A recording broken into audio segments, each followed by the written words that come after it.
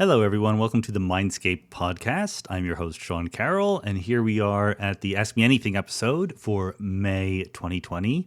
Second full month, I suppose, of our lockdown, quarantine, pandemic situation. I hope everyone is doing okay out there, staying safe, social distancing, and so forth.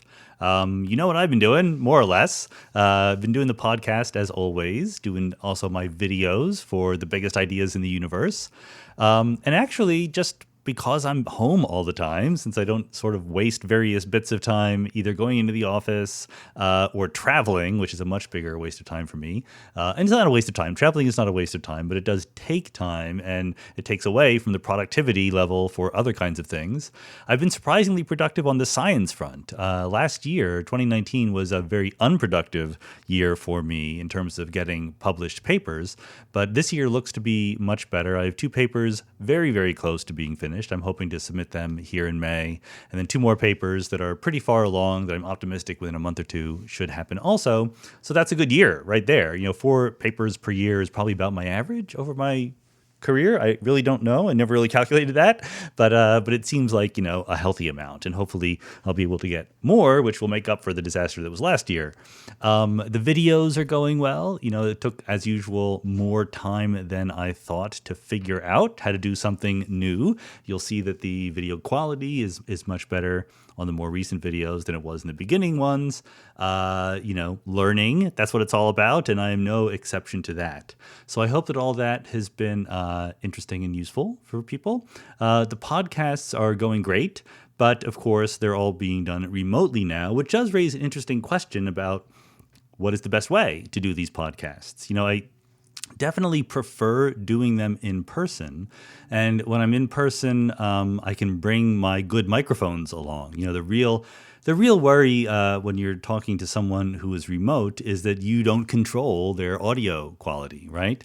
And I've gotten to the point now where you can use this program called Zencastr, which records each person locally rather than recording what you get over the internet. So the quality of your internet connection doesn't really matter, but the quality of their microphone and their audio space, etc., matters a lot. So when I record in person, even though I can bring my own microphones and everything, maybe there's not a lot of good places to put a microphone so that people can be close to it when they talk, or maybe the room is very echoey, or maybe they're just not used to being very close to a microphone and they sort of move around a lot. And so I've actually had more success lately, this could change, but more success lately at getting the best audio quality out of remote interviewing. I don't let my guests not have a good microphone because I will send them a microphone if that's what is necessary. But I can't control, of course, the audio quality of their room or how close they are to the microphone or anything like that. And also Zencastr, even though it's very good, is not perfect. And sometimes it's hard to hear what the person says when you're talking to them, even though the recording goes fine, et cetera, et cetera. So anyway, it's interesting because you get a wider variety of possible people to talk to when you don't need to be in their same physical location.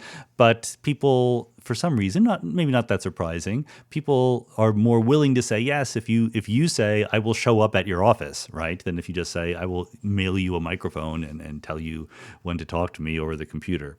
And of course, it's a more organic conversation, better give and take if you're there in the same room with the person. So anyway, pluses and minuses. I think that overall it's going pretty well and going to continue. So a big reason why it's continuing is all you wonderful folks out there in Patreon land. So thanks so much for contributing to keeping the Mindscape podcast going. And with that, let's go.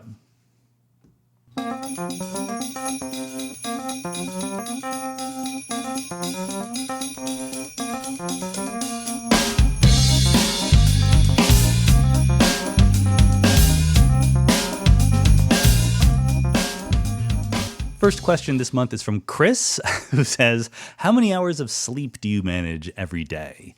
That's a good question. Probably like about 7 hours, I would say, is an average. I'm not one of these don't sleep very much people. I need my sleep. If things are going well, it'll be 8 hours, honestly. And on some days of the week, depending on how things are going, I will take the 20-minute power nap in the middle of the day to keep things going. But about 7 hours. Actually, despite the pandemic and quarantine, etc., I've been sleeping fine. Only one night recently did I have trouble sleeping. A lot of people are reporting that their dreams are more vivid than usual, and I have been experiencing that. Apparently, it's some combination of anxiety about the state of the world, but also just seeing the same environment around day after day, hour after hour, not giving a lot of different stimulation to your brain contributes to this vividness of your dreaming. So I definitely am experiencing that. Valkia, says, if the strong nuclear force is strong enough to hold together nuclei as heavy as uranium, despite electromagnetic repulsion between protons, why aren't there much heavier isotopes of light atoms, say carbon-50? Would a nucleus composed only of neutrons be stable? So, yeah, this is a very good question. You have this idea in mind that on the one hand, protons, which are positively charged, push each other away because of the electromagnetic force, but nucleons, which include both protons and neutrons, pull each other together on very short distances. So there's a competition. So some nuclei are stable and some are not. But it's very natural to ask, well, why not just add more and more neutrons? So you're increasing the strong nuclear force, but you are decreasing the electromagnetic repulsion. And the answer is because the neutron is not stable. The neutron's a little bit heavier than the proton, and a neutron all by itself is not stable at all. It decays in a matter of minutes into a proton, an electron, and an antineutrino. So it turns out, just for complicated, you have to go through the calculation kind of reasons, that the same thing is true for just a bag of neutrons. If you try to make a nucleus out of many, many neutrons, that does not make them stable at all. So the more neutrons you put in, the more likely it is that those neutrons will just decay into protons, and those protons will be positively charged and pushing apart all the other protons. That's why you get this balance that gives us this interesting structure in the periodic table. Ezra Parsibok says, what does a guy like you make per year? Like, what is my yearly income? So as Ezra surmises, maybe, I'm not going to answer that question. That is a personal question, but I get the point of it. As things go, I'm pretty successful. I do fine. Let's put it that way. The joke that Jennifer and I have is the one thing that we lack financially is the ability to take, business class flights on very, very long travel trips. Because for tall people, these economy class flights these days, man, if you're on a 10-hour flight, it's tough, but can't quite afford the business class. Got to go in cargo with everybody else. I probably make less than the average tenured professor because I'm a research professor, which is less prestigious. But then I also have the talking and the podcasts and writing books especially does bring in extra income. So I'm doing fine. Thanks for asking.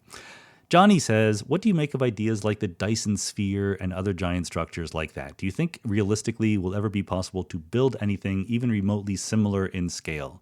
I think so. I don't see why not in principle. There's always the question of the difference between violating the laws of physics versus doing crazily ambitious engineering projects, right? So warp drive, going faster than the speed of light, things like that violate the laws of physics as we currently understand them.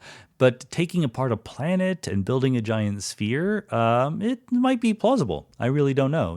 There's certainly nothing in the laws of physics that would prevent it. I think, honestly, the biggest difficulty would be disassembling a planet to get enough stuff to build a Dyson sphere. Maybe you could either blow it up, but then you run the danger of losing a lot of it. Probably the more sensible way is to send rockets down and then throw things up. If it's a rocky planet, you can sort of land on it and throw rocks into space. Robert Heinlein talked about this in The Moon is a Harsh Mistress. And then someone in space could collect those rocks and use them to build something like that. But honestly, I have zero actual technical knowledge of this, so you shouldn't believe my judgment very much, but that's what my judgment is. Mitch Lindgren says, I'm hoping you can comment on Eric Weinstein's theory of geometric unity, what it actually means in terms a layperson can understand. So I cannot comment because I have no idea what is in Eric's theory. It's not really something that I've been following or very interested in. Judith Marsh says, in John Wheeler's book, Journey into Gravity and Spacetime, he says that if we were floating in space between galaxies, we wouldn't see any light from other stars or galaxies. Is the space between galaxies so vast that it would be completely dark to our unaided eyes? I have no idea what's going on, sorry, Judith, in this particular quote. If you were in the space between galaxies, of course you would see other galaxies. galaxies are faint, to be fair. The Andromeda galaxy is about as dim as the dimmest star that we can see with the naked eye. If you picked a spot carefully in the universe, then all of the galaxies, there'd be no galaxies close enough to you to be visible if the Earth were where you were, right? So if you were looking through the Earth's atmosphere. Of course, if you're truly in outer space, you're not looking through the Earth's atmosphere, so things look a little bit brighter. So in that sense, you probably still, I think, would be able to see galaxies. But the Andromeda galaxy is pretty close to us. So I guess as I'm saying this out loud, I'm getting in mind what Wheeler probably had in mind. The Andromeda galaxy is big and it's relatively close to us, and yet it is approximately the brightness of the dimmest star visible with the naked eye. So there's two competing effects. If you're in intergalactic space, you'd be farther away from all the galaxies, but you wouldn't have the Earth's atmosphere in the way. So it's possible that he did the calculation, which I didn't do, which says that at the end of the day, the human eye would not be able to perceive any of the galaxies out there. So that is possible. Of course, all you need is a good set of binoculars or a tiny telescope, and you'd see all sorts of galaxies. David Lang says physicists have used two finely tuned optical lattice clocks, one at the base and one at the observatory floor, 450 meters of Tokyo Skytree Tower, to make new ultra-precise measurements of the time dilation effect predicted by Einstein's theory of general relativity. Time runs slightly more slowly at the base of the tower than at the top. It's only 450 meters tall. If it were significantly taller, the top clock would dilate more because of the motion of the Earth. So anyway, and the question is there a name for this point, the height of the tower at which the dilation from motion at the top level is equal to the dilation from the gravity well on the ground level? So let me mention it because I think it comes up later in the AMA. I am never going to use phrases like the clock runs slower deep in a gravitational field or something like that. Clocks move at 1 second per second. What other speed could they possibly move at? There's a temptation to say that they move slower because you're imagining comparing them to clocks that are far away, but clocks that are far away can't be directly compared with clocks that are in a gravitational well or moving at the speed of light. That's part of the point of general relativity. All you can compare is the net amount of duration measured by two clocks that start at the same point, go off and travel somewhere, and then come back. But anyway, having said all that, I have no idea what the point at which the height of a tower and therefore the change in the gravitational potential wins or loses versus the speed at which things travel. So the point here is that, of course, if you could compare to someone that was far away from the Earth and just sitting stationary with respect to it, and then you both sent people off really fast and sent them deep into the Earth's gravitational field and compared how long it took their clocks to go, different amounts when they came back, then there's competing effects because there's the speed of light effect, and as you go through space, just a special relativistic effect, and then there's the gravitational time dilation. And so David's question is, when does the velocity at which you're moving become more important than the gravitational time dilation? And the answer is I have no idea. I mean, you could do the calculation, but I have not done it. Sorry. Kirk Briggs says, if the past and future are not, as Eddington said, as much available to present exploration as the distant parts of space, then I don't see how you can justify that they are equally real. You consider yourself an eternalist, but if the past isn't always including now out there on some space-time world point, then what is eternal about your view?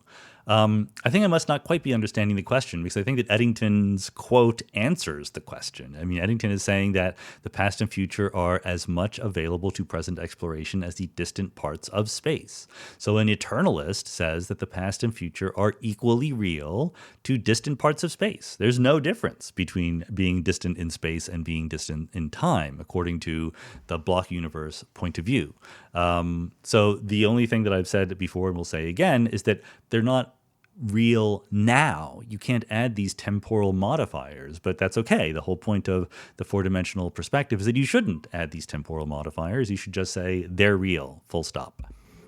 Greg Griffiths says, what do recent indications of the different generation process for type 1a supernovae may have differed in prevalence in the early universe, and more recently, the potential anisotropy in the expansion imply for the Hubble constant measurement discrepancy or the contribution of dark energy? I'm really not able to give a detailed expert level answer on this because I have not followed all of the recent claims and counterclaims about the Hubble constant discrepancy, the anisotropy, etc. There was a claim, for those of you who don't know, there was a claim recently that the expansion of the universe was anisotropic.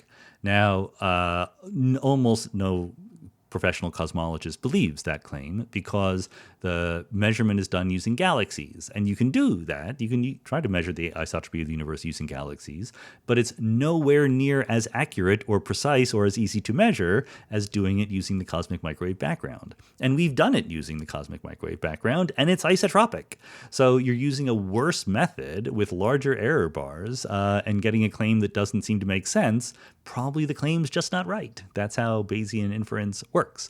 For the Hubble constant discrepancy, it's a more interesting discrepancy. The people who are doing it know what they're doing, and we don't know exactly what's going on. My bet is still that it's just going to go away when we understand the observations better, that it's not really new physics. That's my personal belief.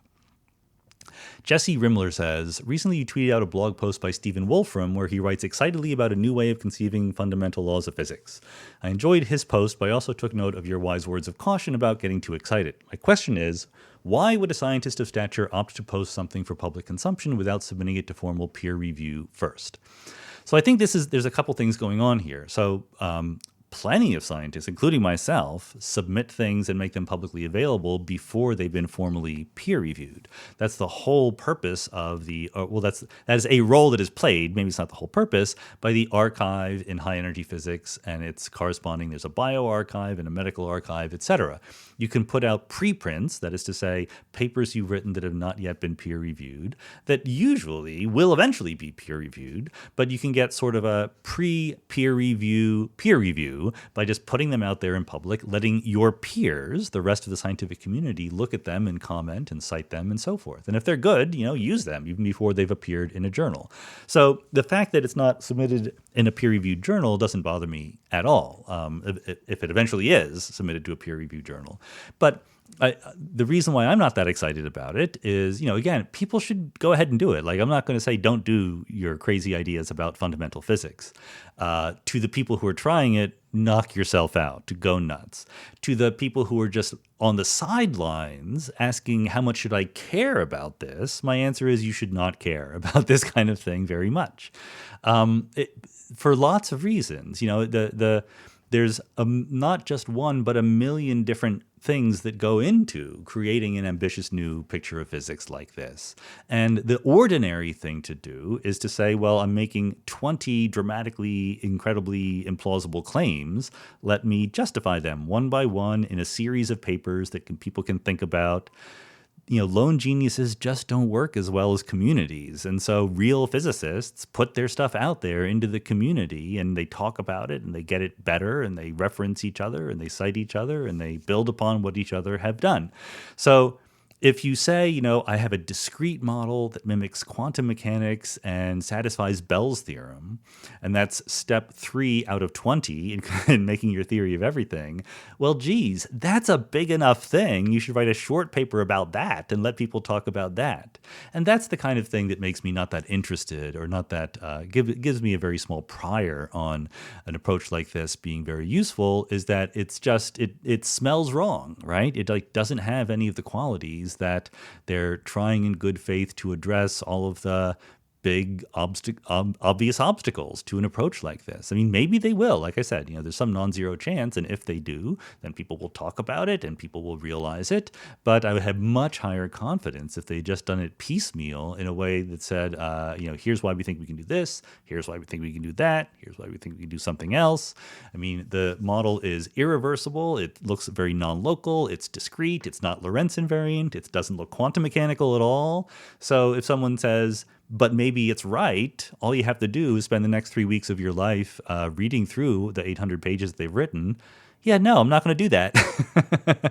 If you look on the archive that I just talked about, in particle physics and high energy theory, there are literally hundreds of papers coming out every week by physicists who are in the game, who are playing by the rules, who are putting papers out, letting other people comment on them, giving seminars and so forth. Why would I spend time listening to someone's grandiose plans when I know these other people are doing their best to write papers in good faith, and I don't even have time to read their papers. I might have time to read one or two papers out of 100 that actually get published there. So Peter Gallet says, consider a three-dimensional object falling through the plane of a two-dimensional world, say a pencil falling point first. To a two-dimensional creature, it would look like a point appearing out of nowhere, then widening into a disk, then disappearing. Is this in any way analogous to quantum particles materializing and disappearing, suggesting a source in a higher physical dimension? So no, it is in no way analogous to that. I see where you're coming from, but the idea of quantum particles materializing and disappearing was always a wrong analogy. It was just a sort of fake story that was told. If you want more of the lowdown on that, I go into some length about it in Something Deeply Hidden, my recent book. There's an appendix where I talk about Feynman diagrams and quantum fluctuations and so forth. But the point is that in quantum mechanics, as we understand it, we have the Schrödinger equation, okay? And we don't have to go into the details about that, but the point is the universe evolves like a closed system. It evolves like you tell me what the quantum state is, the Schrödinger equation tells me how it evolves. Whereas the process that you're suggesting, where something comes in from an extra dimension and looks mysterious to us, looks like it's popping into existence, that's because the plane into which the pencil is coming is not a closed system. It's being influenced by the outside world in some way. So as best as we currently understand it, the laws of physics do not need any influence coming out from outside. So that's why I don't think this is an especially good analogy for quantum fluctuations. Richard Moster says, since forces allow one object to influence another, and since entanglement allows one object to influence another object, is there a way to express entanglement and forces in terms of one another, or are they two completely different mechanisms by which an object can influence another object? I think the dirty secret here is that the word force is not actually well defined in physics, or at least it's not uniquely defined in a way we can all agree on. In Newtonian mechanics, it was, but now we're talking about quantum mechanics, and things are a little bit more subtle. And furthermore, we're talking about field theory, because quantum field theory is our best theory of the world, where it's also more subtle than that. So I think that it makes perfect sense not to mix together entanglement and forces, because the way that we have actually gone about in practice using the word force is to refer to, the famous four forces of physics: gravity, electromagnetism, the strong and weak nuclear forces. You can also add the Higgs force onto that. It's very, very short range, but in principle it's there. And so in practice, what we mean is a bosonic field, okay, that can either pull or push other fields together and working completely locally. Entanglement is something utterly different than that, right? Entanglement is not mediated by a field. It does seem to be an influence, whether or not you want to call it a force, but people disagree, depending on whether they're many worldsers or hidden variable people or something else, about how entanglement and the measurement process actually works. But in none of their views do you need a force to make it happen. So it's probably not a good thing to mix those two up. John Hamill says, you discuss the idea that free will skeptics are simply not being consistent unless they act in a really asocial and sociopathic way. So parenthetically, I've never said that. You say I discussed the idea. Well, someone else uses those words and I'll discuss those words, but those are not my words, just to be clear. I'm a free will skeptic, John goes on to say. I think that the wet meat computer in my head attempts to calculate the outcomes of various decisions, and that evolutionary influences and other factors give me a preference for outcomes that benefit me and society. Is there any part of this perspective that implies I should behave like a sociopath in order to be consistent? So in this perspective, where, I completely agree that you are a wet meat computer that attempts to do things, and evolution, et cetera, gives you preference for outcomes. And I also think that you should talk about your decision-making process using free will, choice-based vocabulary. The point at which you become inconsistent is when you say, well, I refuse to talk about human choices and volition and free will, but I still want to use words like should and morally right and wrong and responsibility and blame and things like that. I think that is inconsistent. I think you should choose either to use words like responsibility, blame, morally right and wrong, along with words like choices and volition, or you use none of those words. If you can't make choices, then there's no sense in which your actions are right or wrong. It just doesn't quite make sense. So an analogy to me is, imagine that Thanos from the Marvel Cinematic Universe takes Captain America at the top of a tall building and throws Captain America off the building. And Captain America does not have the ability to fly, for those of you familiar with the Marvel Cinematic Universe. And Cap ends up landing on the ground and landing right on an innocent bystander who is thereby immediately killed. So would we say that Captain America has made a morally wrong action, that Captain America is to blame for what happened? I think we would say no, because once we have the initial conditions, the Captain America has been thrown out the window or thrown off the roof of a tall building. There's nothing that given that information, there's nothing that Captain America can do to prevent him from falling onto the ground and killing that person who doesn't have the ability to move out fast enough, right? The laws of physics have declared that that's what's going to happen. But what if we say, do we assign moral blame to Thanos' action in throwing Captain America out the window or off the roof? Well, yes. And the reason why that's a sensible thing to do is because given what we know, given the conditions that we are actually aware of, like Thanos is there, Thanos is a thinking being with the ability to reason, and we can talk to him and try to make him make choices and so forth. Given all that information, he could have acted differently, right? He has the ability, given what we know, it's perfectly consistent to imagine different futures. Now, you can counterfactually say, but if we were Laplace's demon and knew all the atoms that Thanos was made of and everybody else, we could have predicted it. Fine. But we're not. And that's why, rather than talking the language of, I just solve the wave function of the universe every day, we talk a language of people making choices and assigning blame and responsibility to the outcomes of those choices. Sean K. Davis says, I can understand how the curvature of space causes objects to follow a curved path around the center of mass, such as the planets orbiting the sun. What I'm having trouble understanding is how the curvature of space imparts on those objects an acceleration towards the center of mass. What am I missing? I think you're missing the fact that, I don't know whether you're missing this or not, but the fact is that curvature is gravity, right? I mean, so there maybe what you're asking is, why? I guess maybe I'm trying to read the question, trying to figure out what exactly you're asking. There is a question that can be asked, which is, why do particles or objects moving through curved space-time look like they're being pulled by gravity, right? So on the one hand, there's the question, why do particles moving through curved space-time follow what we call geodesics, shortest distance paths through space-times. And that's something you can derive from the laws of physics, right? You don't just need to posit it. You can just posit it also. In fact, in the philosophy of general relativity community, there are arguments over whether or not geodesic motion is postulated or derived. But anyway, that is part of Einstein's general theory of relativity. The other part is, so why is that action, why are particles moving along geodesics similar to what you and I think of as gravity? In particular, why is there an acceleration toward the center of mass?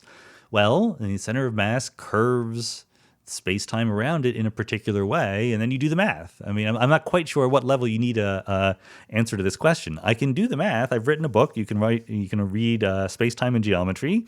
You take Einstein's equation for the curvature of space-time in the presence of some mass. You solve it. You get something for a spherically symmetric mass that looks like the Schwarzschild solution, and then you look at the geodesics in the Schwarzschild solution, and they fall, right? Or they get bent. They get deflected as they move by a mass. I'm not quite sure what other level you're looking for an answer to this question. Sorry about that.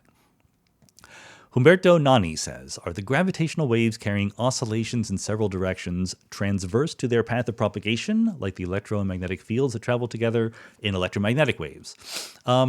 Yes and no. So there's polarization, and then there's electric versus magnetic fields. So in an electromagnetic wave, what you have is there's our vibrations in both the electric field and the magnetic field, and those vibrations are vertical and perpendicular to the line of motion. Okay, so if there's a motion of a beam of light, an electromagnetic wave, then the fluctuations in the electric field are perpendicular to the momentum of that line of photons or whatever it is. And the oscillations in the magnetic field are perpendicular to those of the electric field, okay? So since there's only 3 dimensions of space and 3 perpendicular lines, the momentum, the electric field, and the magnetic field, they better all be mutually perpendicular to each other, and there's no degree of freedom other than, you pick one and then we know the others. Actually, pick 2 and then we know the other 3. So if you tell me the momentum and you tell me the electric field, I know what the magnetic field is doing. So the polarization is just the direction in which the electric field is pointing. Vertical polarized means the electric field is vibrating up and down in some reference frame. Horizontally polarized, it's oscillating left and right. And there's complex circular polarization and things like that. But you only need, the fact that the magnetic field is perpendicular to the electric field is separate from the fact that there are polarizations that are either vertical or horizontal. Now, for the gravitational field, we can, but sometimes don't, but sometimes do, think about the electric and the magnetic part of the gravitational field. It is a slightly confusing nomenclature because it has nothing to do with electromagnetism, but in the gravitational wave, there's a part of it that has the features that resemble the electric field, and there's a part of it that have features that resemble the magnetic field. So again, you can buy my general relativity book and see the different components of a gravitational wave expressed in terms of an electric-like part and a magnetic-like part, just like an electromagnetic wave, and also just like an electromagnetic wave that's separate from the polarization question. Since a gravitational wave has sort of a plus or X-shaped polarization, it's still 2 polarizations, but they look different than the electromagnetic polarization. So there's a close analogy here, but they're different things. John Reynolds says, I understand that E equals mc squared relates mass to energy and that the speed of light is a factor. What I don't understand is why c is squared, as opposed to, I guess, to the first power, to the third power, whatever.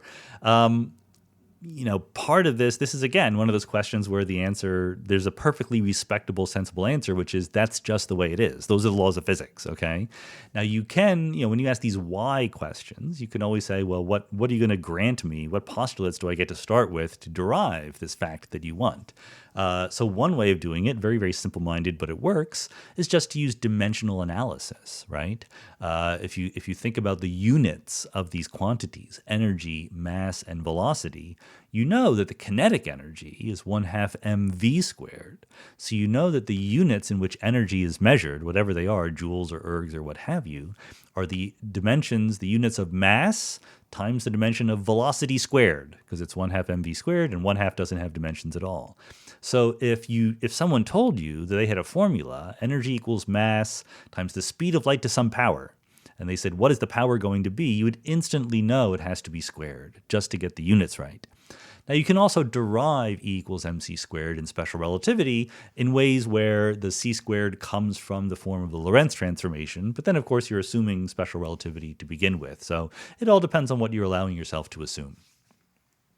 Joseph Tongretti says, my question has to do with first principles. Can you define the word perpendicular without referring to 90-degree angles or to similar concepts which seem to be human-invented? Is there an a priori meaning of perpendicular which arises wholly from the fundamental laws of physics and which would apply for all succeeding spatial dimensions? Yes, there absolutely is. Nothing is human-invented here. This is geometry, and it depends. As before, it depends on how precise you want to be and what postulates you want to start with. Let's imagine that we have a background geometry, which we agree is Euclidean, okay? In other words, Pythagoras' theorem is true, initially parallel lines remain parallel, that kind of thing, Euclid's laws, but in any number of dimensions. We'll allow it to be any number of dimensions. Then if you take, for example, a dot on a line or a dot on a plane, I can draw a circle around that dot.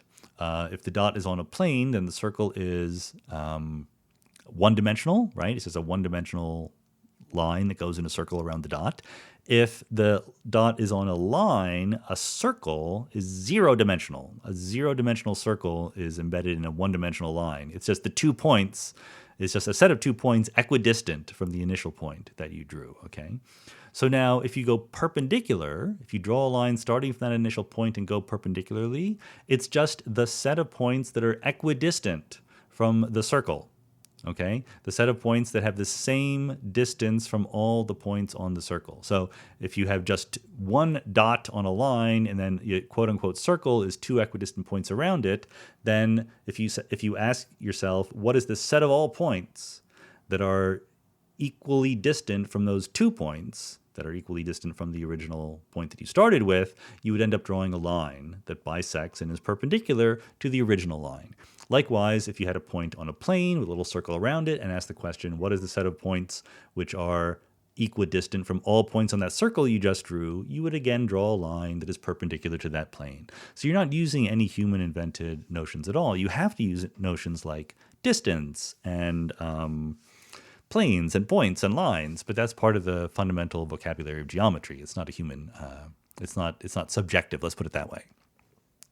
Lineu Miziara says, how close to discovering Einstein's special relativity were Lorentz and Poincaré? How far beyond them did Einstein go? How is Poincaré's relativity of simultaneity different from Einstein's? So these are all great questions, and I'm not really an expert on the history enough to give you a definitive answer here.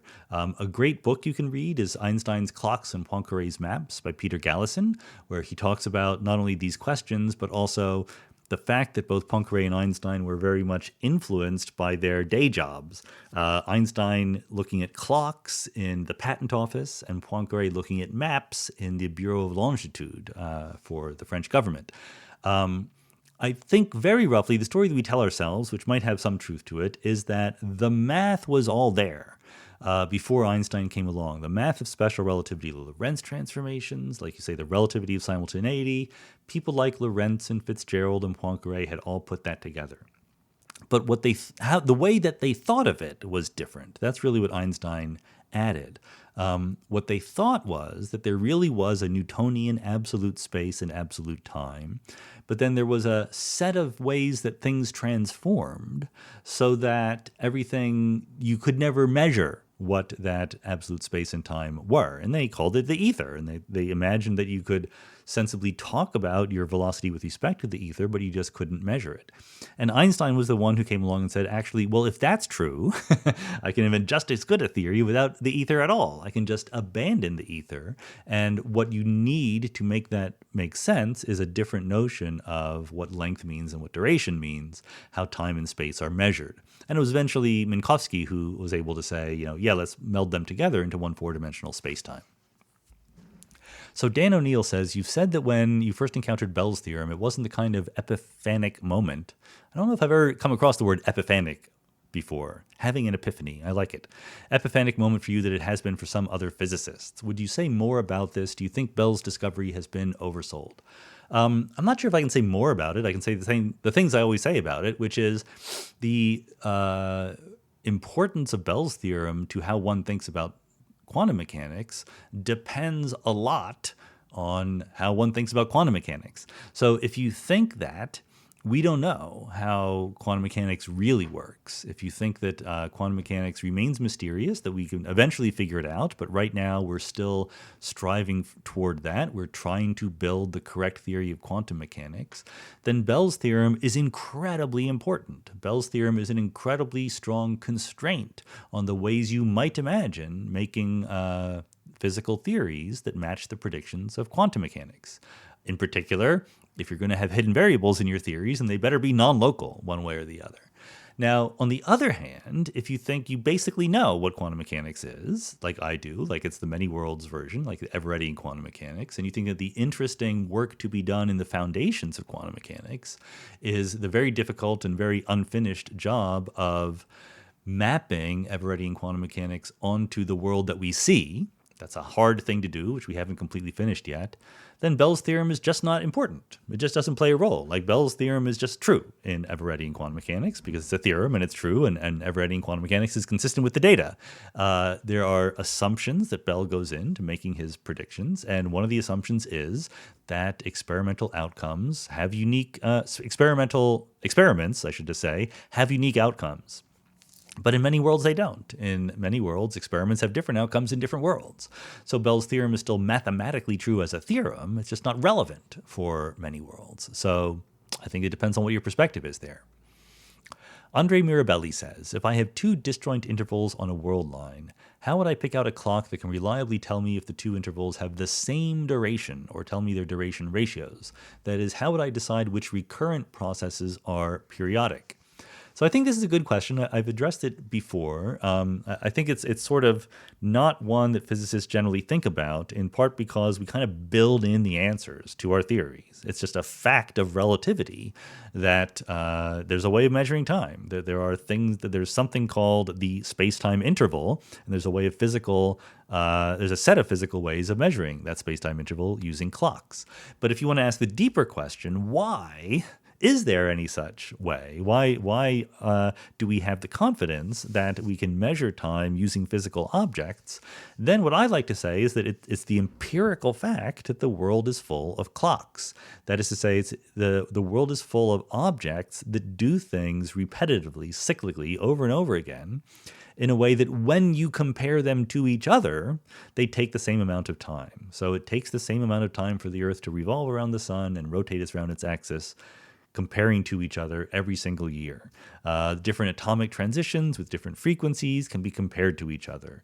Pendulums rocking back and forth can be compared to each other. The universe is just full of clocks. And so as far as we can tell, that's enough to actually say that, yes, these clocks taken together, their mutual consistency guarantees that they are reliable clocks, and then we can use them to measure time even along completely disjoint intervals. In other words, let's say yet another way. Let's imagine that Thanos comes back to us again, and he snaps his fingers, and instead of killing half of the living beings in the universe, he slows down time by a factor of 2 everywhere, in every single process, okay? Literally everything slows down by a factor of 2. Well, that's exactly the same as doing nothing. It's completely meaningless, slowing down time by a factor of 2, because everything slows down. And you would still have the fact that clocks are completely compatible with each other, and they would measure the same amount of time along different clocks. So that kind of difference is just completely meaningless in physics. Doug C. says, can you explain how dimensions in Hilbert space relate to the wave function and the measurement problem?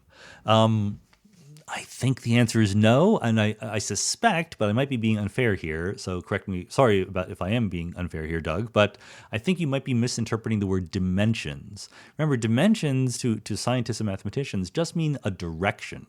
If you have a vector space, a space of things you can add together and scale by real numbers, the dimension is just the number of basis vectors, okay? It's not a place you can go or anything like that. So when you talk about the wave function is a vector in a big vector space. That vector space is called Hilbert space. So there's a very direct relationship between the number of dimensions of Hilbert space and the wave function, namely that the wave function is a vector in a vector space of that many dimensions. The measurement problem, I don't think it has, the dimensionality of Hilbert space has nothing special to do with the measurement problem, except insofar as it's part of quantum mechanics, and quantum mechanics has to do with the measurement problem. So I think I might be misunderstanding your question, but that's the best I can do right now. Niraj Dubey says, I'm confused by the different explanations given by physicists regarding what space is made of. Is it purely a mathematical geometric construct and therefore has no physical constituents? Or does it comprise of something physical such that it can be loopy, frothy at the Planck scale? The honest answer is we have no idea what space is really made of, or even if there is an answer to that question, right? Because once you start talking about loopiness, frothiness, Planck scale, you're talking about quantum gravity, and we don't know what the right theory of quantum gravity is. So you should be confused because we don't know the answer to that question. Classically, in general relativity, space or space-time, more properly, is just one of the fundamental ingredients. It's not made of anything else. It's one of the things that you posit to exist, and you can talk about its properties, its geometry, how it changes with time, things like that. But in classical physics, space isn't made of anything. In quantum mechanics, we just don't know. Riverside says, I hear your point that unlikely branches of the many worlds universe are proportionally less frequent than the likely ones. Still, I do not see how this justifies a conclusion that the many worlds theory should not affect our everyday moral choices. Failing to conduct a regular technical checkup of your car is a somewhat risky behavior in the stochastic environment, but is inevitable manslaughter in the many worlds universe. Someone will die as a result of this oversight in some, however small, portion of a near infinite pool of branching worlds. So I think we talked similar questions in the last AMA, and it's a Pascal's wager kind of argument in my mind. You're saying, sure, this little thing is very, very unlikely, but its consequences are enormously big, so shouldn't it really override all of our other considerations? But the problem with these really unlikely things is that there's a lot of really unlikely things. So you say, if I don't get a regular technical checkup of my car, then there's an infinite number of universes where I hit somebody and kill them by accident. But there's also an infinite number of universes where, because I didn't get a checkup on my car, the car breaks down and I stop the trip I was taking and I don't kill somebody. So I've saved an infinite number of lives as well. And the point is that you got to take seriously the fact that these things are unlikely. There's a way, way bigger infinity where nothing special happens because of that technical checkup you did or did not have. And that is going to be the one that dominates your consideration. You can't just say, I have a big number times a tiny number, therefore the result is big. If the tiny number is tiny enough, the result is still tiny, even if the big number is big. There you go. All right, Zaynich Kunstler says, I've listened to your Higgs boson and beyond lectures and the Something Deeply Hidden audiobook, and I hear renormalization come up as a pivotal solution to some nasty problems involving infinities. I'm wondering, where do these infinities come from, why are they troublesome, and how does renormalization pacify them? So the infinities in quantum field theory come about because we have a very specific way of doing quantum field theory, and that's because quantum field theory is hard. Okay, it sounds vague, but it'll get specific in a second. When we do quantum field theory, we generally start classically, right? We start with the classical field and then we quantize it. And we do more than that. Not only do we start with the classical field and quantize it, we start with a free field. So what we mean by that is you have, the electron field, the quark fields, the electromagnetic field, etc., have all these fields. And they're all interacting with each other in complicated ways that make it almost impossible to say exactly what's going on. So the technique used by physicists is to say, okay, first, imagine that all these fields exist, but by hand, turn off all of their interactions. That's what it means to be a free field. They're just freely evolving all by themselves. They don't bump into each other. They don't notice each other, okay? Then you can solve the equations exactly. Everything's great. That's easy. Of course, it's completely uninteresting. You have literally no interactions between anything.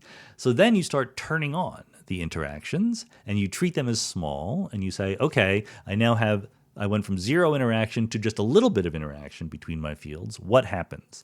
And the first answer you get in this approximation where the interaction is weak is everything's great. The fields you have a wave packet of one field and a wave packet of another field representing two particles. They can bump into each other. You can calculate the probability that they go separate ways and so forth. But then you can try to improve this calculation by adding another level of approximation, and everything falls apart. That's where you get the infinities. In particular, because when you allow different wavelengths of intermediate states between the initial fields that you had bumping into each other, there's an infinite number of wavelengths that you can include. You could go from whatever tiny number you start with, because the particles are small, all the way down to zero wavelength. And as you probably know, in quantum mechanics, small wavelengths means high energies. So you're going from regular energies up to infinitely big energies. And so you get infinitely big corrections to your problems. Now, renormalization is the technique that was developed to get rid of these infinities. But it's critically important to realize the infinities aren't there in nature. The infinities aren't part of quantum field theory. The infinities are because we human beings are sloppy and bad at solving the equations of quantum field theory, so we use this weird way of putting everything together, okay? So the infinities are basically renormalization is basically a way of keeping the infinities that we started with, but subtracting off another infinity that we put in to get rid of this new infinity. And it does sound like you're cheating, and Feynman and Schwinger and so forth, who invented these techniques, expressed skepticism about their own techniques through the rest of their lives. But these days, it doesn't bother us that much because we realize that all of these infinities came not only from we human beings being sloppy about solving our theories, but also from taking seriously infinitely big energy wavelengths, right? Very tiny wavelengths corresponding to infinite energy particles. And that's just not realistic. They probably aren't there, all these things that are giving us the infinities. So this is why Ken Wilson, who passed away a couple years ago, is a hero to modern physicists because he's the one who really understood, following work by others, but he's really the one who understood how what you can do is renormalize not by taking infinity minus infinity, but just by explicitly admitting that your theory is only supposed to be good up to a certain wavelength. And then you can use that wavelength, that energy, as a way of parameterizing everything that could be going on that you don't know about at higher energies, and you can construct what is called an effective field theory. So these days, modern approaches to renormalization admit that everything that we are talking about in the real world is an effective field theory, and it's only good up to some energy scale, and we show that the physical predictions of the theory don't depend on what that energy scale is, and that's the renormalization group. So roughly speaking, the very short answer to your question is renormalization is a way of treating what happens at really, really short wavelengths and high energies in terms of its impact on what we see at low energies and long wavelengths and bundling it up into all sort of way that we can handle it very effectively. Paul Meggs says, is there a short answer to how does simply having the wave function of the universe evolve according to the Schrodinger equation lead directly and unambiguously to an Everettian many worlds universe? I don't know how short you want, but the answer is through initial conditions and decoherence. Initial conditions because the arrow of time plays an important role in Everettian quantum mechanics, just as it does in statistical mechanics. In statistical mechanics, we start out with a low entropy universe, and entropy goes up. In Everett, in many worlds, we start with a world with a wave function that has very few branches, and the number of branches increases. And furthermore, we start in the most straightforward way of talking about it, we start with a division into macroscopic systems like you and your measuring apparatus and your cats and so forth, and then an environment with a bazillion degrees of freedom that we don't keep track of, right? The environment has the photons and the air molecules and all that stuff. And gradually over time, the wave function of the system becomes more and more entangled with the wave function of the environment, and that leads to decoherence because the environment states that are associated with different system states become perpendicular to each other, and that makes them essentially separate worlds. They evolve completely independently from each other. They do not influence each other. There's no more interference experiments you could imagine doing where one world would affect the other. I have no idea whether or not that those small number of words I just said make any sense. If you want the longer version, I can recommend a really good book about quantum mechanics where I go into it in great detail. Daniel Fox says, my son just recently heard of Eric Weinstein's gravity unification theory. Since the subject is rearing its ugly head again, can you please just briefly explain your opinion of it? My opinion of it is that I have no idea what's in it, and I'm probably not going to learn about it. Like I said, there's way more other things that I need to understand first. Deepthi Amara Surya says, when we are speaking of cosmic occurrences, e.g. specific fundamental forces separating out some tiny number of seconds after the Big Bang, what big clock are we referring to given the time intervals are not absolute? So there's sort of two aspects to this question. One is the one we already talked about, how do we know there are clocks, right? And the answer there is that we still know the fundamental physical processes. We know them pretty well, just a second or a tiny fraction of a second after the Big Bang. So we know how long things took. And we can even check our work using things like the light element abundances left over from the Big Bang. And we find that we got pretty much the right answer. So we think we're on the right track. The other aspect is, of course, there are different trajectories you can move on, and therefore different amounts of time measured by a different clock, right? Just using the rules of relativity. And that answer is just a very boring one, that the matter in the universe gives us a rest frame, right? Gives us a frame with respect to which we can say we are at rest with respect to, on average, the other stuff in the universe. And you can say, well, I could choose to move at some high velocity with respect to that rest frame, knock yourself out. But what we mean when we say 10 to the minus 10 seconds or 1 minute or 100,000 years after the Big Bang is as measured by a clock that is at rest with respect to the average motion of stuff in the universe. Brendan Hall says, do you have any personal interest in your heritage? Some seem to enjoy learning about their own genealogy, while others see their family history as less meaningful or totally irrelevant. I don't really have that much interest. I don't know anything about it. Our family, when I grew up, liked to pretend that they were of Irish descent, but in fact, they were mostly Americans, generations back. The closest ancestors I have that were not born in the United States were two of my great-grandparents were born in England. Okay, so I think that I'm just some conglomeration of European ancestry that had been in the United States for a long time. There were Carrolls who signed the Declaration of Independence and the Constitution of the U.S., and I have zero idea about whether I'm actually related to them or not. Joshua Hillerup says, have you had to learn new to you areas of mathematics since you stopped being a student? And if you have, how do you prefer going about learning those areas?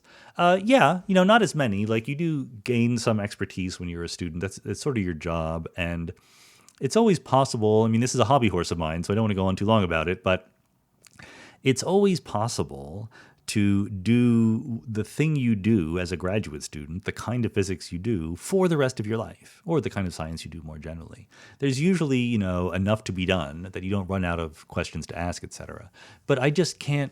It's just not my style. I like doing different kinds of things. So, very recently, I've been learning a lot about information theory and discrete systems and things like queuing theory. There's, probability and statistics kinds of questions, which never had come up for me earlier in my career. And how do I learn about them? Honestly, you should buy a good textbook and read it. Do some of the problems in the textbook. There's good online courses these days. And of course, there's sometimes good review articles and things like that. So I don't have any special secrets for learning those things. You just got to put some time aside and bear down and do it. Yeah. Brett Meeker says, I notice you tend to avoid the problem of branching by assuming there are an almost infinite number of indistinguishable worlds prior to a measurement, so the measurement is really a splitting of worlds. This is much more plausible than saying a 50-50 measurement creates two branches, but a 50.1/49.9 creates 1,000. But it seems that the Born rule is still just an axiom, and there is no mechanism within the Schrödinger equation to produce this splitting. So there's no description of exactly when the split develops. So I'm just, this is a hard question for me to answer because I don't know what your background knowledge is. I mean, I've written about exactly these questions at great length. I wrote a paper with Chip Seibens on deriving the Born rule within the many worlds interpretation of quantum mechanics.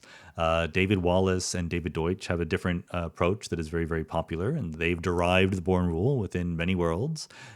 These are all different approaches, but they get the same answer. In my book, Something Deeply Hidden, I try at a sort of a popular level to explain in great detail why this is true. So I'm not sure whether you're familiar with all that stuff, but skeptical about it, in which case I would need to know more specifically what your skepticism comes from, or you're not familiar with it, and what you need is for me to say, yes, these have all been answered, these questions. Now, it's perfectly okay to not believe the answers. Not everyone believes what we say. That's how, that's just how academia works.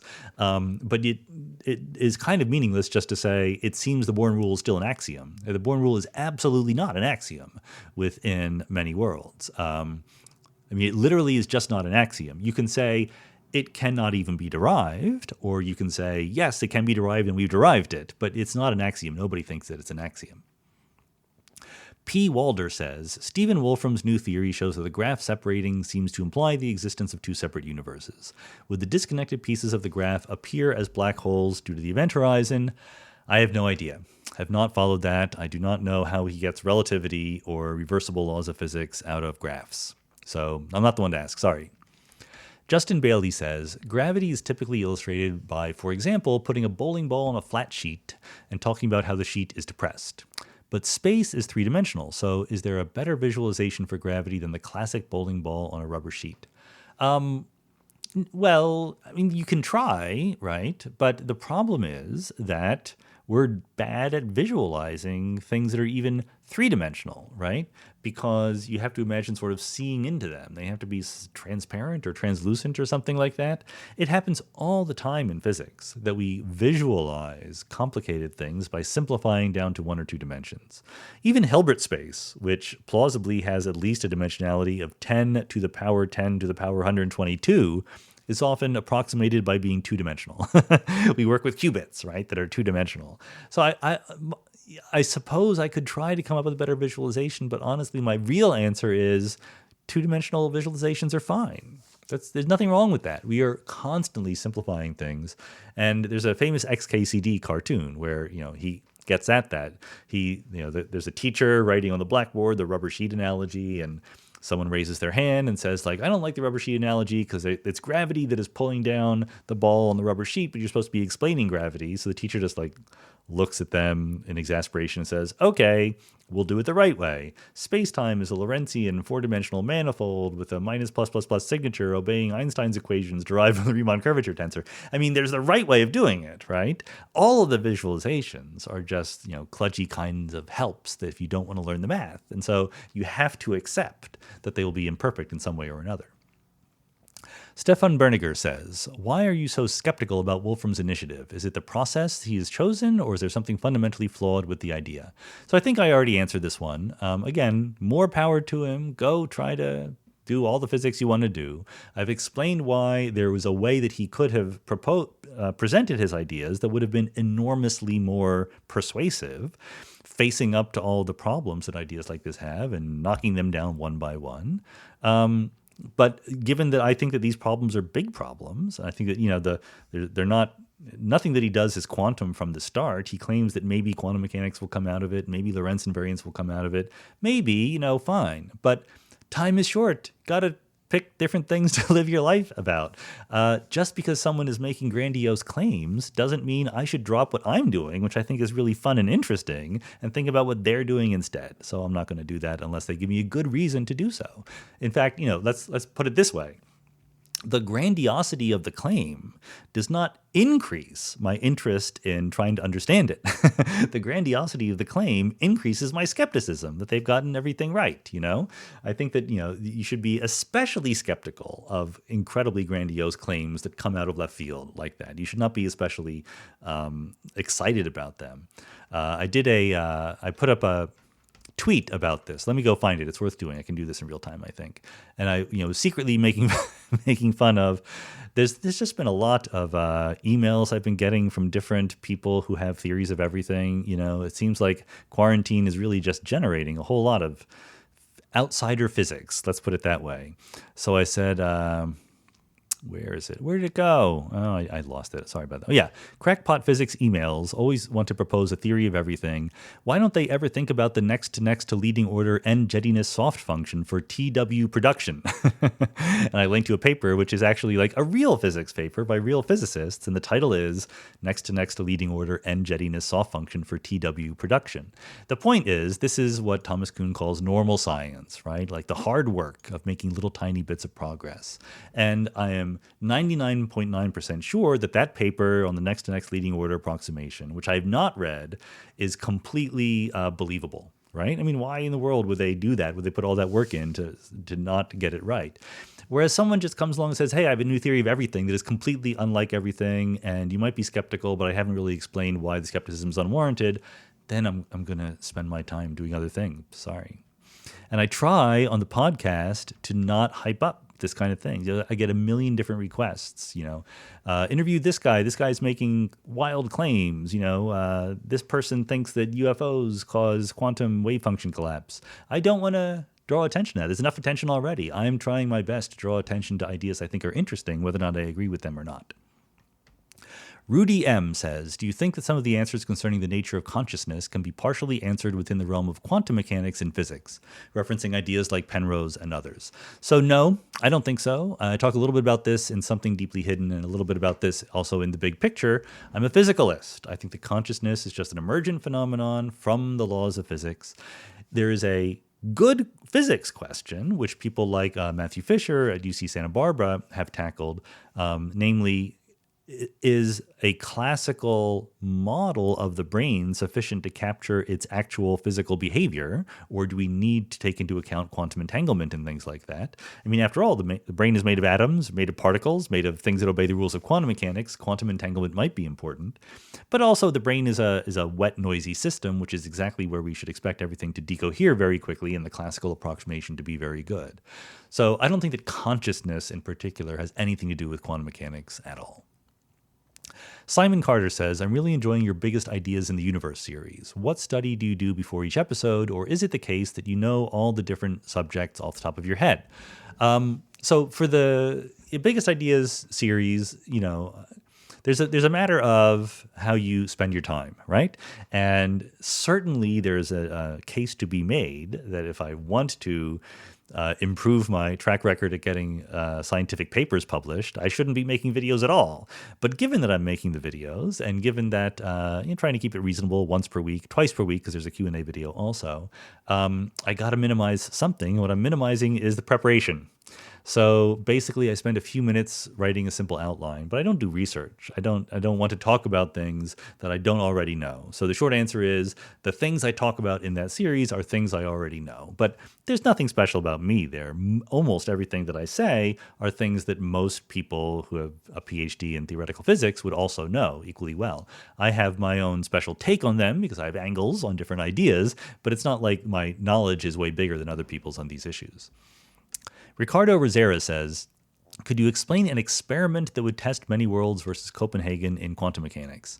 So I can't because Copenhagen is not well defined. I have no idea what is meant by the Copenhagen interpretation of quantum mechanics.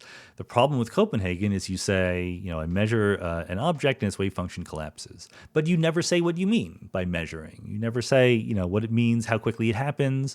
Many worlds is completely rigorously defined. It says that the Schrödinger equation is true at every moment.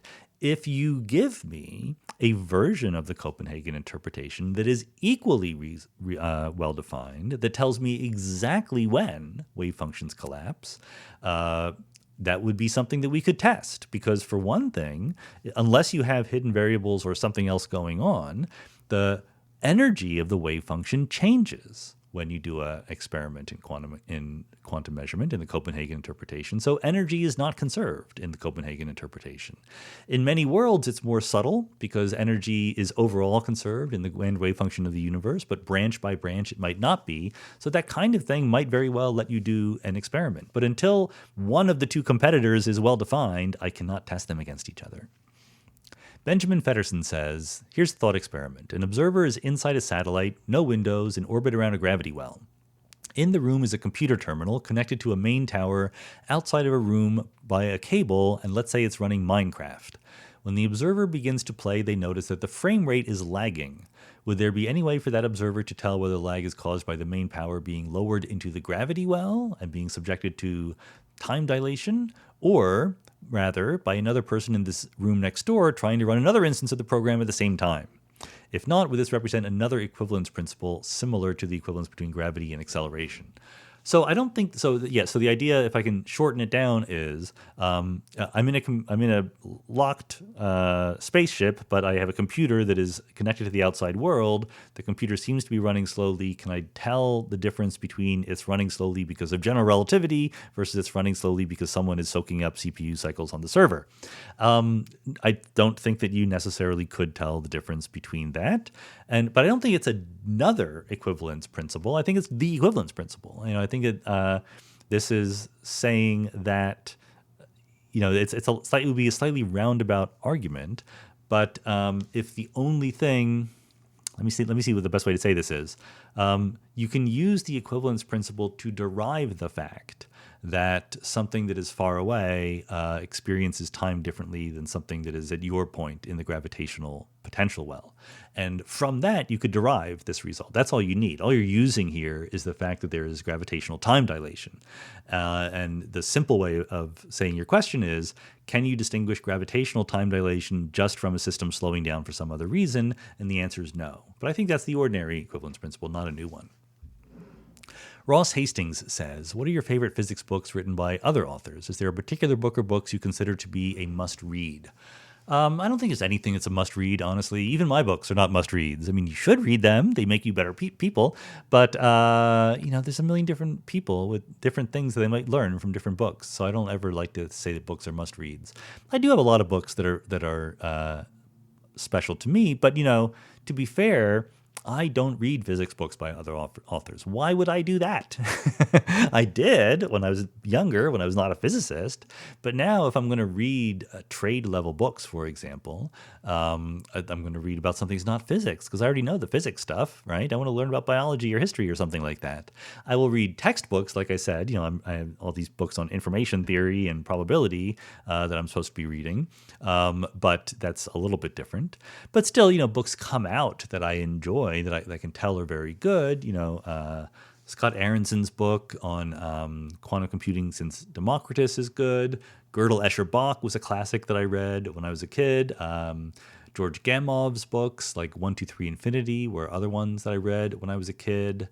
Jenna Levin wrote her first book called How the Universe Got Its Spots. I really have enormous admiration for because it's very different. It uses physics, but it's also sort of a personal, quasi-novelistic kind of story. Amanda Geffner wrote a wonderful book about Wheeler and Einstein and the origin of the universe and things like that. So there's a bunch of books out there that are really good in different ways. I'm trying to think, like, all of the people who have appeared on my podcast have written good books. So I don't feel bad if I haven't mentioned your name by explicitness. All right, Santiago Torres says, what are your thoughts on the tension between individual rights and economic growth versus public health that we're seeing play out throughout the country in response to the coronavirus crisis? It seems that stay-at-home orders are really the only effective tool we have right now, but an outspoken minority of the public and politicians are growing impatient. I think that there's a lot going on here. One is that there is, of course, in principle, a fascinating tug of war between different kinds of social goals, like health versus wealth, okay, roughly speaking. In practice, I don't think this is an example of this. I think that, large number of people dying would be really bad for the economy. So I think that both the health and the wealth criteria both point to saying, keep the country shut down for a while until we're sure that we have dealt with the problem as well as we can. And then even when we reopen it, be ready to shut it down again if we see things flare up once again. Obviously, what we're hoping for is a future regime where we can test people enormously quickly and in enormous numbers so that we know when things are safe. Even better would be a vaccine or something like that where people could think that they personally are very safe. So right now, I don't think that realistically there's much actual debate going on. There is the other on the other side. The way in which we reopen is a very difficult question, right? So you can say, all right, the number of new cases per day is seen to be going down. That's good. We've been pretty good about being responsible, and so things are getting better. Let's start coming back to life a little bit. Let's let hardware stores open or restaurants, but should you still have concerts and things like that? And I think that you can't predict ahead of time is the most well-established fact. You can't predict ahead of time what will happen when you do these things. So when you do them, I think we should go slowly and patiently. I don't think that there are that many people who are growing impatient. There's just a very small number that are noisy, and I'm very happy to ignore those people. Perry Romanowski says, when you're not an expert on a topic but want to have an informed opinion, what is your strategy for developing that opinion? Yeah, is a really important question. I think that I am a believer in expertise and knowledge. So I look at people who are experts and do have knowledge. But by that I mean, people who have a track record, who have established within that field that they have accomplished something, that they know about it, that they've spoken about it, and maybe even contributed to it. I don't necessarily believe them just because they are experts, but if I have two people with opinions, one of them is an expert and one is not, I will put more credence on the expert's opinion than on the non-expert's opinion. There are higher level considerations that come into mind beyond whether a person is an expert or not. you can kind of try to tell by how people talk about things, how trustworthy they are. By which I mean, you can be a super duper expert in something, but you can also be a zealot, right? You can be a fanatic. You can be dedicated to your particular take on that thing and be really, really, really good at it, and yet not be trustworthy. As Ezra Klein said on the podcast I did with him, nobody knows more about the architecture of buildings and how they can collapse than 911 truthers because they're just obsessed with this stuff. They're utterly unreliable about it, but they're incredibly knowledgeable about it. So you have to sort of convolve your judgment of whether or not someone is an expert with your judgment of their judgment. Do they seem to be the kind of person who says, well, here's what I think, but I'm not completely sure. Here's the evidence I have, but I'm still learning, versus the kind of person who says, I understand this. No one else understands this. Everyone else is an idiot. I have a new way of doing things that is radically different, and only my genius is good enough to comprehend it. That kind of person I don't put much stake in at all. Ian Robinson says, guess what? Any further thoughts on the Stephen Wolfram and collaborators' computational view of reality? So I think I've said what I need to say about Stephen Wolfram, etc. Manuel Bavand says, do you think anthropic reasoning is a valuable intellectual tool? Yeah, in very, very specific circumstances. So it's not, I think that there's sort of a very trivial, obvious level at which it's useful, and there's a more subtle level at which I'm not quite sure I understand it, but I think I'm coming closer. The trivial level is this. There are selection effects in where people and intelligent life forms appear in the universe. So if someone thought it was a really good question to ask, why in the world did life arise on the surface of the Earth rather than the surface of the sun? Given that the sun has a much bigger surface, you would expect that it's much more likely that life would arise on the surface of the sun. Well, I think that there's a perfectly good anthropic answer to that, namely that the surface of the sun might be big, but it's not very hospitable to the existence of life. Therefore, I have answered that question. Therefore, that question is in the pile of questions I'm not going to worry about anymore, right? So I think that's a very trivial, very true, very robust use of anthropic reasoning.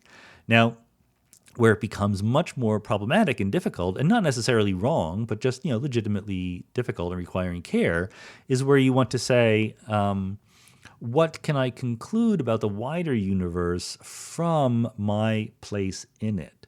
So if there is a universe where there's a set of very different conditions, like a multiverse, whether it's different branches of the wave function or different pocket universes in a cosmology, how should I reason probabilistically about what I expect to see in such a universe? There is sort of the straightforward idea that I should just imagine that it's most likely that I'm a typical observer in that ensemble, right? And I could even extend this to time as well as space. So I should be a typical observer in the history of humanity, right? If I'm given that I'm human, conditionalizing on the fact that I'm a human being, we should be typical human beings.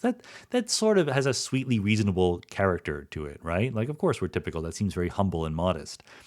And this leads to arguments like there's a famous thing called the doomsday argument, which says that humanity won't last too much longer. I mean, too much might be, a few hundred thousand years, but not millions or billions of years. Why? Well, because if humanity lasts 1,000,000 years, then we are not typical. We are really right near at the beginning. But if you think we're neither in the first 5% of all the human beings who ever lived, nor the last 5%, then that bounds where we are in the history of humanity. I think that's complete nonsense, to be honest, because there's no reason to think that we're typical observers within humanity. It sounds very humble, but it's anti-humble because you're getting all your leverage not from saying you are typical, but from saying typical people are like you. And that's not humble at all. I talk a little bit about this in my paper on why Boltzmann brains are bad. It's called The Presumptuous Philosopher Problem. And I'm actually, I have some notes for another paper that I might write someday about this, about anthropic reasoning more generally. My favorite paper ever written about anthropic reasoning is by Radford Neal, Neal, who is a statistician at the University of Toronto. And it's called Puzzles of Anthropic Reasoning Solved. I forget exactly, but solved or something like that by fully non-indexical conditioning. So he takes the opposite point of view, that rather than thinking that you're a typical observer, you should you should take into account all of what you already know about what kind of observer you are. And that's the only anthropic reasoning you're allowed to do. I'm not 100% on board with this, but I think it's much better than the typical paper on this stuff out there. Cam Umbers says, could you recommend some classic papers in your area of interest for the more advanced but very much amateur physics fan? For context, I'm a landscape gardener and carpenter, but spend my work days listening to lectures and my free time studying mathematics. So, unfortunately, I understand why you're asking this question, but I'm not going to be able to give you a very satisfying answer, Cam, because we don't read classic papers. That's just not what physicists do, right? When a classic paper is written, typically it's at a point in the history of the development of physics where you're going out on a limb a little bit, right? You're literally the first person, Einstein inventing general relativity. No one before him really appreciated that gravity was the curvature of spacetime.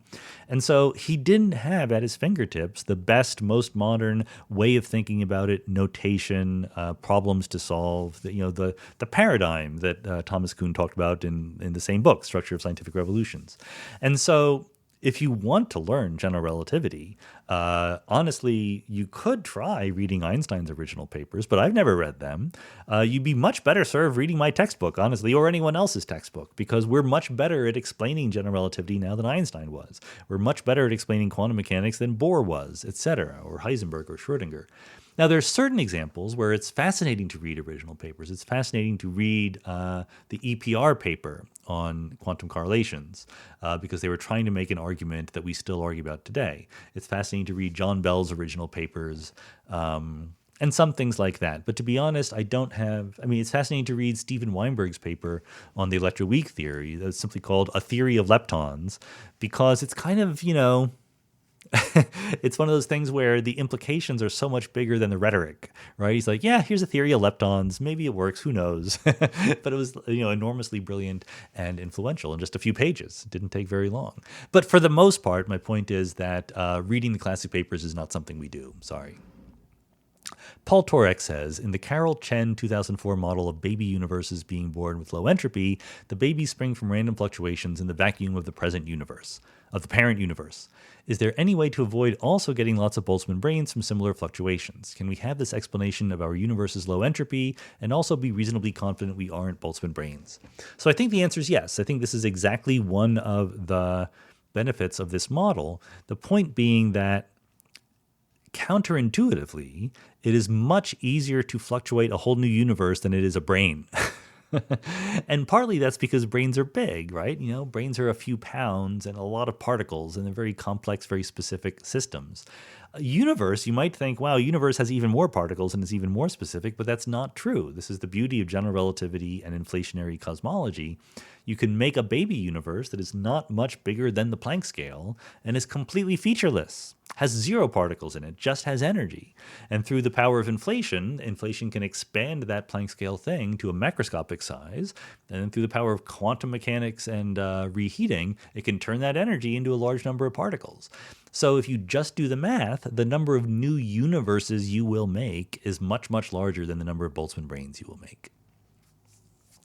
Murray Dunn says, at some point in the podcast, you mentioned working on an iPad Pro. Will you talk a bit about what programs you use, your workflow, how you organize, etc.? Yeah, a little bit, but I'm not that systematic. I'm not sort of a workflow fetishist. I take what is available to me. For most of my life, I just worked on 8.5 and 11 by 11 pieces of paper with a pen. Someone asked me previously my favorite pens. The Uniball Vision Elite remains my favorite pen.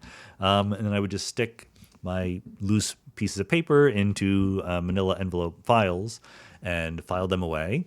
These days, it's much more often done on the iPad with the Apple Pencil, and I use either Notability or Note Plus. These are two programs that make it very easy to write equations and stuff like that. What makes them especially nice is that they basically output PDFs, which you can then print, and also that you can import PDFs. So like for signing documents and for filling out forms and stuff like that, it's very helpful. You can import someone's paper and you can read it and take notes on it, right? You can have a red pen and circle things you think are important in the paper and so forth. So I'm not completely organized in my way of doing that, but that's mostly what I do these days. There was something else I was going to say about that.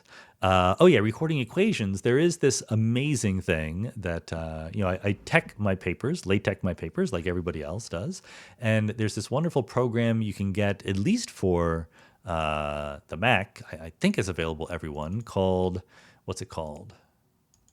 Darn it, Math Snip. Is that what it's called? MathPix? I forget. I'm actually using the program right now, and it's not telling me what the program is. So sorry about that. Preferences. It's just not giving me the name of the program. I think it's called MathPix. Anyway, the point of it is, sorry about this. The point of it is you can write. Basically what it does is on your screen of your laptop, you can snap a screenshot of a region of your screen that has equations, and this will turn them into LaTeX equation formulas, right?